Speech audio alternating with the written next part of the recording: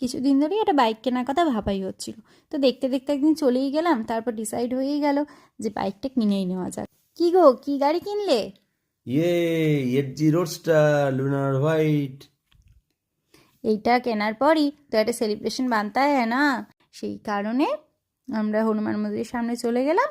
ওখানে গিয়ে যে আঙ্কেল আন্টিরা থাকে তাদেরকে খাবারের প্যাকেট দিয়ে দিলাম। খাবারের মধ্যে ছিল খিচুড়ি, ভাজা আর একটা সবজি, তার সাথে মিষ্টি।